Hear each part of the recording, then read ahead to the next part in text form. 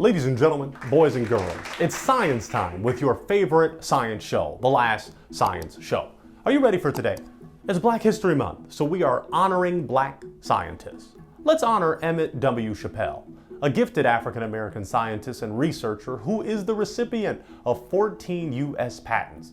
Emmett Chappelle is clearly one of the 100 most distinguished African-American scientists and engineers of the 20th century.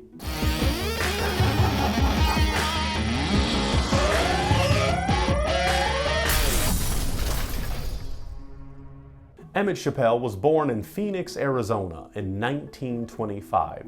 Chappelle lived on a small farm which did not have electricity until he was 12. He attended a one-room school for 7 years, but graduated from a small segregated high school that was a part of the Phoenix Union High School District. He was the top graduate in his 25-student senior class. Emmett Chappelle was drafted into the Army in 1942 and assigned to a special unit that focused on engineering. He was eventually transferred to Italy, where he served in an all-black infantry division. He was wounded in action twice. After completing his time in the service, Emmett Chappelle came home, and in 1946, Chappelle attended Phoenix College and studied electrical engineering. The GI Bill enabled him to continue his education after he received a Bachelor's of Science degree in biochemistry from the University of California at Berkeley. He earned his Master's of Science degree, also in biochemistry, from University of Washington in Seattle, and performed postgraduate work at Stanford University in Palo Alto, California. From 1950 to 1955, Emmett Chappelle served as an instructor of biochemistry at Meharry Medical College in Nashville, Tennessee. Leaving Nashville, Emmett Chappelle moved back to California and returned to Stanford as a research associate. In 1958, Chappelle joined the Research Institute in Baltimore, a division of the Martin Marietta Corporation, which was famous for designing airplanes and spacecraft. There, Chappelle discovered that even one-celled plants, such as algae, which are lightweight and can be transported easily, can convert carbon dioxide to oxygen. This discovery helped to create a safe food supply for astronauts. Chappelle went to work at Hazleton Laboratories in 1963 as a biochemist. In 1966, he joined the National Aeronautics and Space Administration at the Goddard Space Flight Center in Greenbelt, Maryland, as a research chemist, and later became a remote sensing scientist, studying natural systems to improve environmental management. Chappelle retired from NASA in 2001. Some of Chappelle's most interesting work was in the area of luminescence, which is light without heat. While designing instruments for the Mars Viking spacecraft, he became interested in bioluminescence, which is warm light produced by living organisms. Chappelle used two chemicals from fireflies which gave off light when mixed with ATP, an energy storage compound found in all living cells. This could provide a method of detecting life on Mars. Emmett Chappelle was able to prove that the number of bacteria in semen can be measured by the amount of light given off by that bacteria.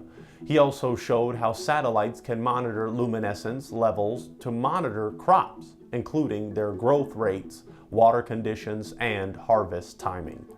Emmett Chappelle is a member of the American Chemical Society, the American Society of Biochemistry and Molecular Biology, the American Society of Photobiology, the American Society of Microbiology, and the American Society of Black Chemists. Throughout his career, he has continued to mentor talented minority high school and college students in his laboratories. We honor you, Emmett Chappelle, for your service and your dedication and perseverance to the field of science. You are amazing. And thank you so much. You're amazing for watching this exciting episode of The Last Science Show. Continue to tap in because we've got more great content coming up soon. Good morning, good afternoon, good evening, and good science.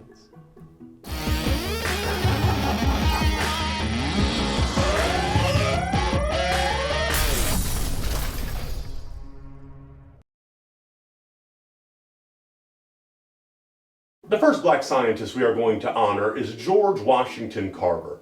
George Washington Carver was an African-American scientist and educator. Carver is famous for many inventions, including a number of uses for the peanut. George Washington Carver was born enslaved and went on to become one of the most prominent scientists and inventors of his time, as well as a teacher of the Tuskegee Institute. Carver devised over 100 products using one major crop, the peanut, including dyes, plastics, and gasoline. Carver was most likely born in 1864, enslaved in Diamond, Missouri, during the Civil War years.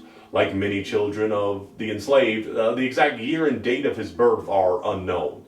Carver was one of many children born to Mary and Giles, an enslaved couple owned by Moses Carver. A week after his birth, Carver was kidnapped along with his sister and mother from the Carver farm by raiders from the neighboring state of Arkansas. The three were later sold in Kentucky.